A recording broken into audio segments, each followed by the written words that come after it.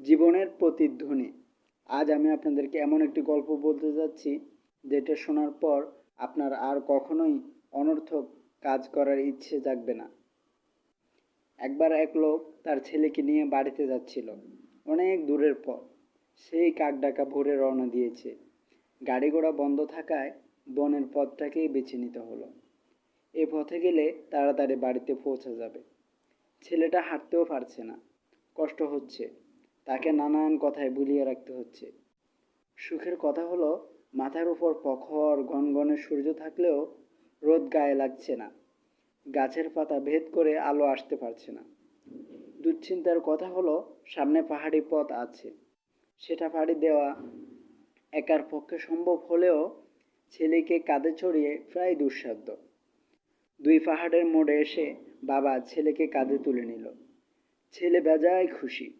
সংকীর্ণ গিরিপথ, বাবার কাঁধে বসে চারিদিকে সুন্দর সুন্দর দৃশ্য দেখতে দেখতে চলতে লাগলো। হঠাৎ ছেলেটা কাশি দিল।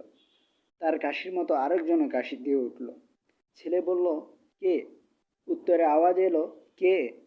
ছেলে বলল, এই দুষ্টু। উত্তর এলো, এই দুষ্টু। ছেলে এবার রেগে গেল।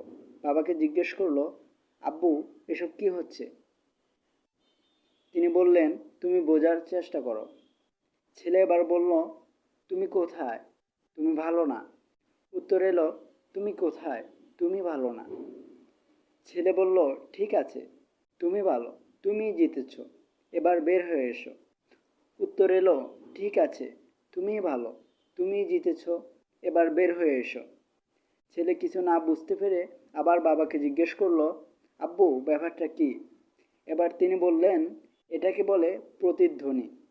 দুই পাহাড়ের সাথে আওয়াজ ধাক্কা খেয়ে তোমার আওয়াজ তোমার কাছেই ফিরে আসছে। তুমি যা বলবে সেটাও তাই বলবে। এই প্রতিধ্বনিটাই মূলত তোমার জীবন। তুমি যা করবে জীবনও তোমাকে ঠিক তাই ফিরিয়ে দিবে। তুমি যদি অন্যের কাছ থেকে ভালো কিছু আশা করো, তাহলে তাকেও ভালো কিছু দাও।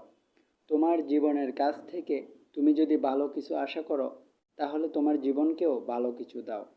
বন্ধুরা, আমরা এই গল্প থেকে শিখলাম, আমরা গতকাল যেটা করেছি সেটা যদি আমরা আজও করি, তাহলে আমরা আগামীকাল সেটাই পাবো যেটা আমরা গতকাল পেয়েছিলাম। তাই আমাদেরকে প্রতিনিয়ত ভালো কাজ করে যেতে হবে আমাদের ভবিষ্যৎ সুন্দর করার জন্য। বন্ধুরা, ভিডিওটি কেমন হলো কমেন্ট বক্সে জানাতে ভুলবেন না। সবশেষে একটি লাইক এবং একটি শেয়ার করে পাশে থাকুন। আপনার আগামীর জীবন রঙিন হোক।